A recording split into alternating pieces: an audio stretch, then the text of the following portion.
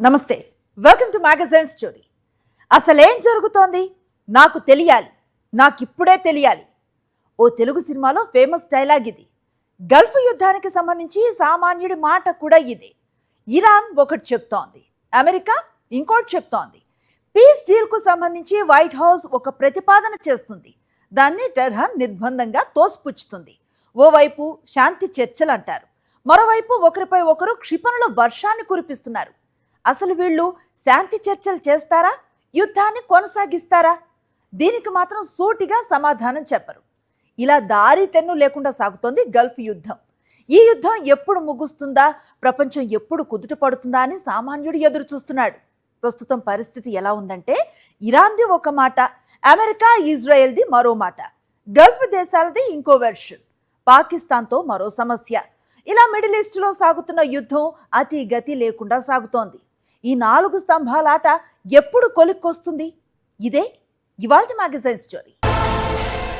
మీకు మీరే మాకు మేమే అన్నట్లు తయారైంది గల్ఫ్ వార్. ఎవరి మాట ఎవ్వరూ వినటం లేదు, అలా అని గట్టిగా కొట్టుకోవటం లేదు, కొట్లాట ఆపేసి చర్చలు కూడా జరపటం లేదు. ఉన్న ఫలంగా అన్నీ ఆపేసి శాంతి చర్చలు అంటారు. అంతలోనే నో టాక్స్, ఓన్లీ వార్ అంటూ కత్తులు దూస్తారు. నెలలుగా సాగుతున్న యుద్ధం ఇప్పుడు 4 స్తంభాల ఆటగా మారింది.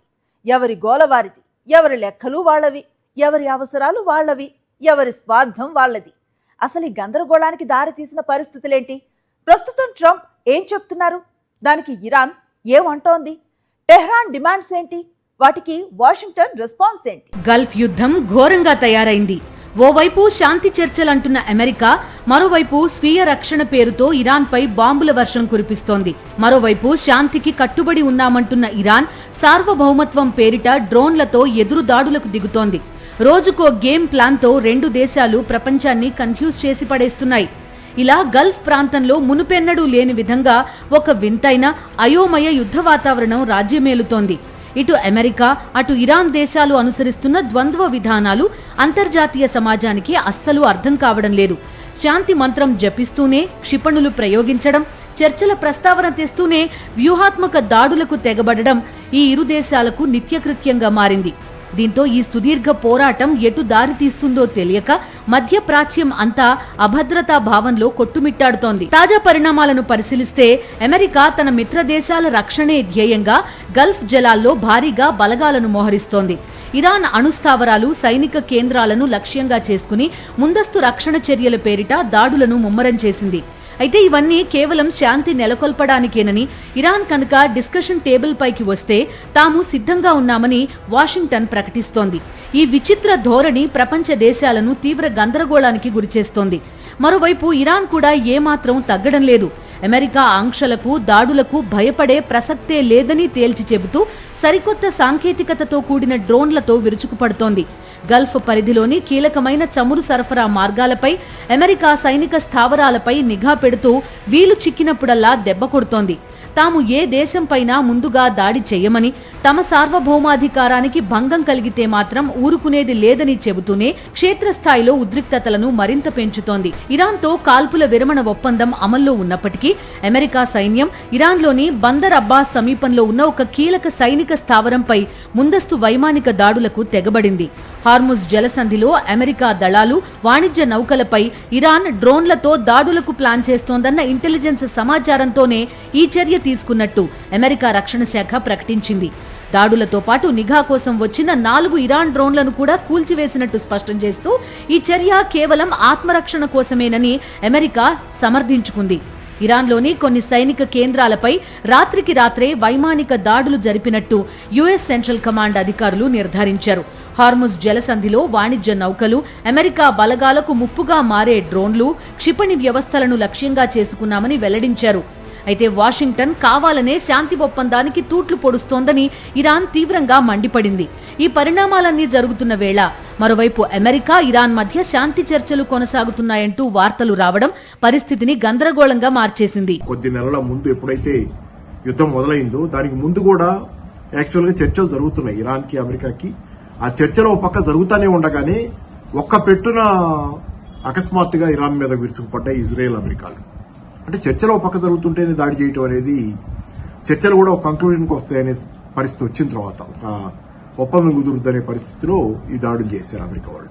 మళ్ళీ ఇప్పుడు కూడా అంతే, ఒక పక్క చర్చలు జరుగుతుండగానే రెండో పక్కన అమెరికా దాడులు చేస్తా చర్చల దీనంతా మొత్తం ప్రహసనంగా తంతుగా మార్చేస్తారు. మరోవైపు అమెరికా అధ్యక్షుడు డొనాల్డ్ ట్రంప్ ఇరాన్ పై దౌత్యపరంగా కూడా ఒత్తిడిని తీవ్రం చేశారు.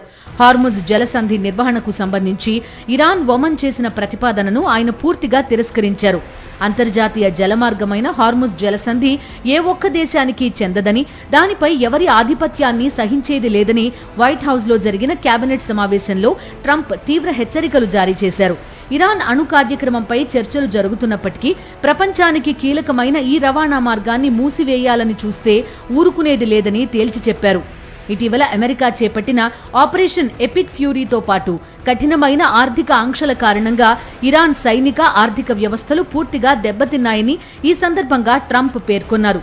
అమెరికా దెబ్బకు ఇరాన్ రక్షణ వ్యవస్థ కుప్పకూలిందని, అందుకే వారు దిగివచ్చి చర్చలకు కూర్చున్నారని ఆయన పరోక్షంగా ఎద్దేవా చేశారు. ప్రస్తుతం ఇరాన్లో 250% ద్రవ్యోల్బణం ఉందని, వారి కరెన్సీకి విలువ లేకుండా పోయిందని చెబుతూ ప్రపంచ శాంతి కోసం ఇరాన్ అణ్వస్త్రాలు పొందకుండా అడ్డుకుంటామని పునరుద్ఘాటించారు. ఈ వ్యూహాత్మక చదరంగంలో తెర వెనుక మరికొన్ని శక్తులు తమ స్వార్థ ప్రయోజనాల కోసం పావులు కదుపుతున్నాయి. ఇరాన్కు పరోక్షంగా మద్దతిస్తున్న కొన్ని అంతర్జాతీయ శక్తులు అమెరికా ఆధిపత్యానికి గల్ఫ్ దేశాల్లో గండికొట్టాలని చూస్తున్నాయి. అటు అమెరికా కూడా తన పాత మిత్ర దేశాలైన ఇజ్రాయిల్, సౌదీ అరేబియా వంటి దేశాలను రక్షణ కవచంగా వాడుకుంటూ ఈ ప్రాంతంలో తన పట్టు నిలుపుకోవడానికి తాపత్రయపడుతోంది. దీనివల్ల సమస్య పరిష్కారం కాకపోగా మరింత జటిలంగా మారుతోంది. యుద్ధ క్షేత్రంలో రోజుకో కొత్త నాటకం నడుస్తోంది. ఉదయం పూట ఐక్యరాజ్యసమితి వేదికగా ఇరు దేశాల ప్రతినిధులు ఒకరినొకరు కలుసుకుని రాయబారాలు నడుపుతున్నారు. కానీ రాత్రయ్యేసరికి సరిహద్దుల్లో బాంబుల మోత, డ్రోన్ల శబ్దాలు కామన్ అయిపోయాయి.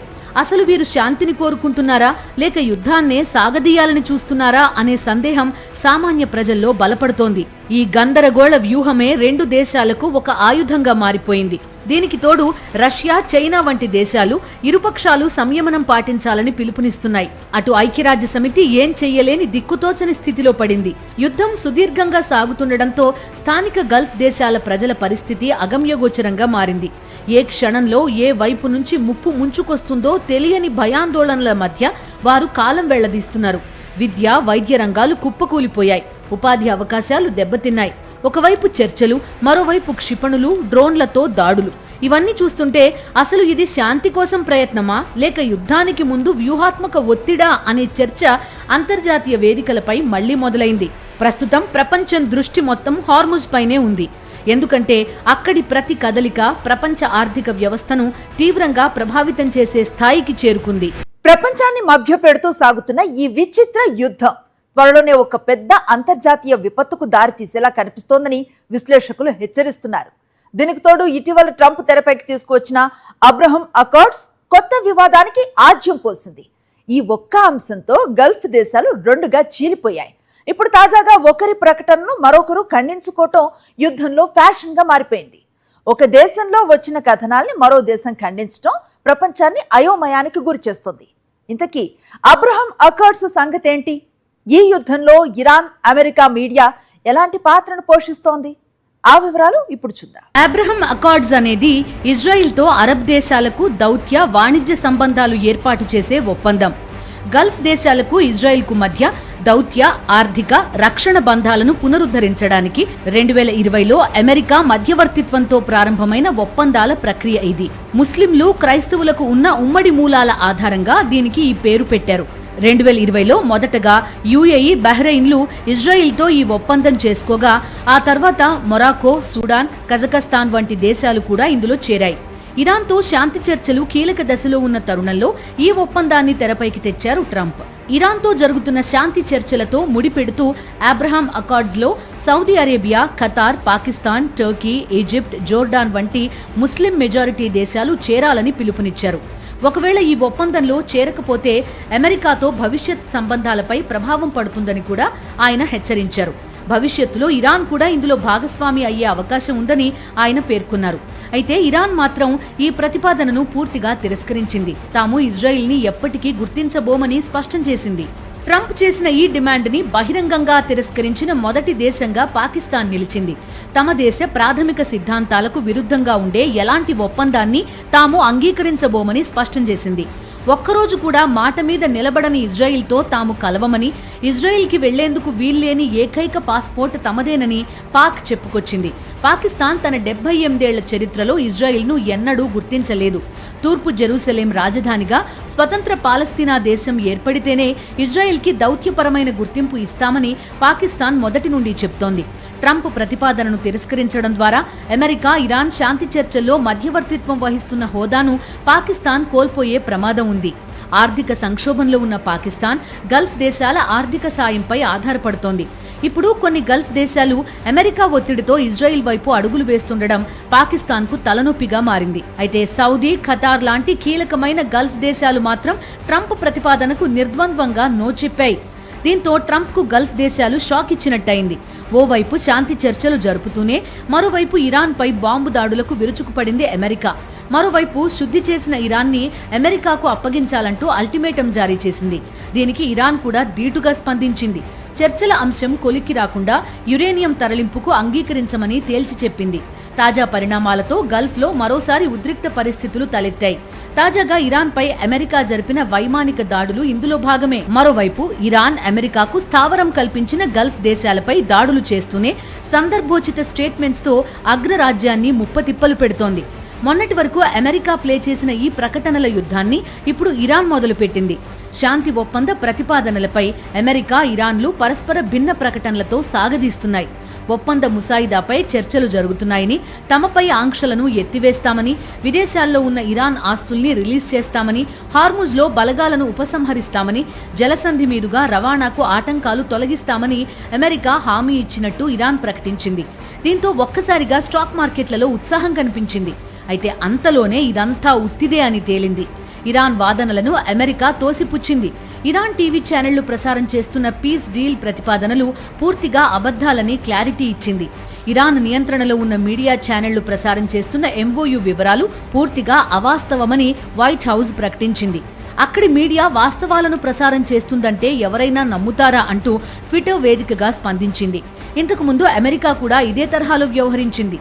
స్వయంగా ట్రంప్ తన సోషల్ మీడియా ప్లాట్ఫామ్లో గతంలో చాలా రాసుకొచ్చారు. 2 వారాల్లో యుద్ధం ముగిసిపోతుందన్నారు. హార్ముజ్పై ఇరాన్ పట్టు వదులుకుందన్నారు. శాంతి ప్రక్రియకు ఇరాన్ ఓకే చెప్పిందని మరో స్టేట్మెంట్ కూడా ఇచ్చారు. మొన్నటికి మొన్న ఇరాన్ తన వద్ద ఉన్న యురేనియం నిల్వల్ని అప్పగించడానికి ముందుకొచ్చిందంటూ భారీ స్టేట్మెంట్ ఇచ్చారు. ఇలా ట్రంప్ ఇచ్చిన ప్రతి ప్రకటనను ఇరాన్ ఖండిస్తూ వచ్చింది. అమెరికా ఆడుతున్న బ్లేమ్ గేమ్కు ఎప్పటికప్పుడు చెక్ పెడుతూ వస్తోంది. ఇప్పుడు అదే గేమ్ ని ఇరాన్ మొదలుపెట్టినట్టు కనిపిస్తోంది. యుద్ధం ఆగాలంటే అమెరికా మీద చాలా పెద్ద ఎత్తున, ఇజ్రాయెల్ మీద చాలా పెద్ద ఎత్తున ఒత్తిడి కావాలి. అది జరగాలంటే న్యాయం ఏ పక్షాన ఉందో ఆ పక్షాన, అంటే ఇరాన్ పక్షాన న్యాయం ఉంది. ఇరాన్ మీద అమెరికా, ఇజ్రాయెల్ దాడి చేసింది. యుద్ధం ఆగాలంటే ఇరాన్ పక్షాన మాట్లాడితే గానీ ప్రపంచ దేశాల్లో ఎక్కువ భాగం అమెరికా, ఇజ్రాయెల్ మీద ఒత్తిడి రాదు. ప్రపంచ ఒత్తిడి అది వస్తే గానీ యుద్ధం ఆగదు. యుద్ధం ఆగితే గానీ హార్మోజ్ తెలుసుకోదు. అమెరికాతో మళ్లీ యుద్ధం ప్రారంభమయ్యే అవకాశాలు లేవని ఇరాన్ రెవల్యూషనరీ గార్డ్ కార్ప్స్ చెప్తోంది. అయితే అమెరికా ఎటువంటి దాడులు చేసినా తిప్పికొడతామని స్పష్టం చేసింది. శత్రువు బలహీనపడ్డాడని చెప్పుకొచ్చింది. ఇరాన్ని విచ్ఛిన్నం చేయాలని అమెరికా, ఇజ్రాయిల్ చూస్తున్నాయని, అయితే ఇది ఆ దేశాల వల్ల కాలేదని రెచ్చగొట్టే వ్యాఖ్యలు చేసింది. ఈ వ్యాఖ్యల్ని అమెరికా తేలిగ్గా తీసుకుంది. మరోవైపు యురేనియంపై కూడా ఇరు దేశాలు ఎవరికి నచ్చినట్టు వాళ్లు వ్యాఖ్యలు చేస్తూ ప్రపంచాన్ని కన్ఫ్యూజ్ చేస్తున్నాయి. ఇరాన్ యురేనియం అప్పగించడానికి సిద్ధమైనట్టు స్వయంగా ట్రంప్ ప్రకటించారు. దీంతో ప్రపంచం సంతోషించింది. యురేనియం అప్పగింతపై ఇరాన్ కూడా కొన్ని రోజుల కిందట సంసిద్ధత వ్యక్తం చేసింది.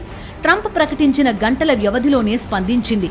ఘర్షణలకు ముగింపు పలికేందుకు అమెరికాతో జరుగుతున్న ఉన్నత స్థాయి శాంతి ఒప్పందంలో భాగంగా తమ వద్ద ఉన్న శుద్ధి చేసిన యురేనియం నిల్వలను వదులుకోవడానికి అంగీకరిస్తున్నట్టు స్వయంగా ఇరాన్ అధ్యక్షుడు ప్రకటించారు.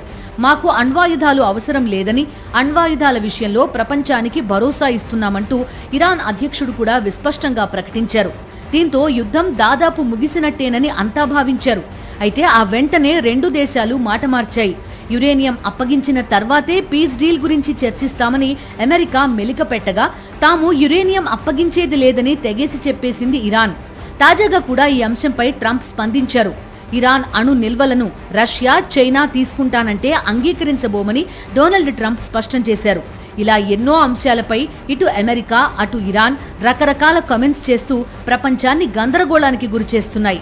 ఈ 4 స్తంభాల ఆటలో గల్ఫ్ దేశాలు ఓవైపు, పాకిస్తాన్ మరోవైపు చెల్లాచెదురయ్యాయి. కొన్ని దేశాలు అబ్రహం అకర్డ్స్ లో చేరుతామని, మరికొన్ని చేరమని అంటున్నాయి. మీరు కావాలంటే యుద్ధం చేసుకోండి, హర్ముజ్ మాత్రం తెరవండి మహాప్రభు అంటూ మరికొన్ని దేశాలు వేడుకుంటున్నాయి. తమ దేశ పర్యాటకం, వ్యాపార, వాణిజ్యాలపై తీవ్ర ప్రభావం పడుతోందని గగ్గోలు పెడుతున్నాయి. ప్రస్తుతం సౌదీ అరేబియా, ఖతర్ కేంద్రంగా యుద్ధ రాజకీయాలు జోరుగా సాగుతూ ఉండగా అటు పాకిస్తాన్ పరిస్థితి కూరలో కరివేపాకులా మారింది. పాక్ మధ్యవర్తిత్వమే పెద్ద సమస్య అంటూ ట్రంప్ సన్నిహితులే బహిరంగంగా చెప్తున్నారు. దీనికి తోడు అబ్రహం అకర్డ్స్ లో చేరేది లేదంటూ తనకు తానుగా తలుపులు మూసుకుంది పాకిస్తాన్.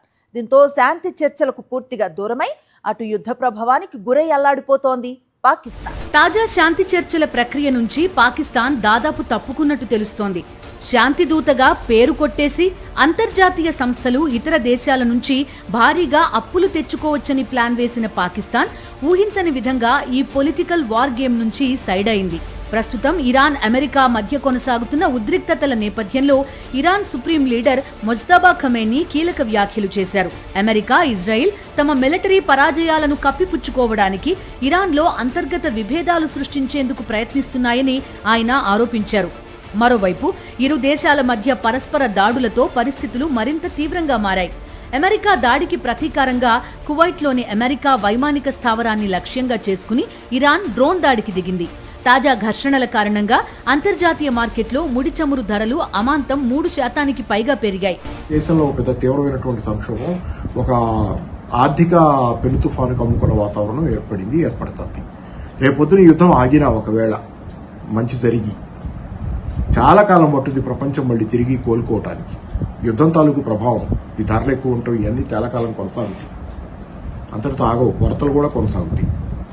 అదే యుద్ధం కనుక ఇలాగే కొనసాగేటట్లయితే ఇక చెప్పనవసరం లేదు, పరిస్థితి మరింత తీవ్రంగా తొందరలోనే దిగజారిపోయే అవకాశం ఉంది అనేది నిజం. హార్ముజ్ గుండా వెళ్లే నౌకలను భయభ్రాంతులకు గురిచేస్తూ వచ్చిన ఆదాయాన్ని ఇరాన్ ఆర్మీకి మళ్లిస్తోందనే ఆరోపణలతో ఇరాన్కు చెందిన పర్షియన్ గల్ఫ్ స్ట్రెయిట్ అథారిటీ సంస్థపై అమెరికా ఆంక్షలు విధించింది. అయితే ఈ జలసంధిపై ఒమన్తో కలిసి తాము పర్యవేక్షణ కొనసాగిస్తామని ఇరాన్ స్పష్టం చేసింది. తాజా ఉద్రిక్తతలపై యూరోపియన్ యూనియన్ ఆందోళన వ్యక్తం చేసింది.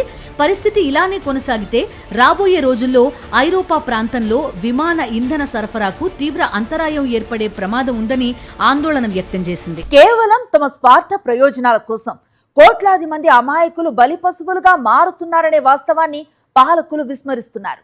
ఇరాన్ తన పంథాను మార్చుకోనంత కాలం, అమెరికా తన ఆధిపత్య ధోరణి వీడనంత కాలం గల్ఫ్ ప్రాంతంలో ప్రశాంతత అనేది ఒక ఎండమావిగానే మిగిలిపోనుంది. ఇది ఇవాల్టి మ్యాగజైన్ స్టోరీ. మరో ఇంట్రెస్టింగ్ టాపిక్ తో మళ్ళీ కలుద్దాం. అంతవరకు స్టే ట్యూన్ టు సాక్షి.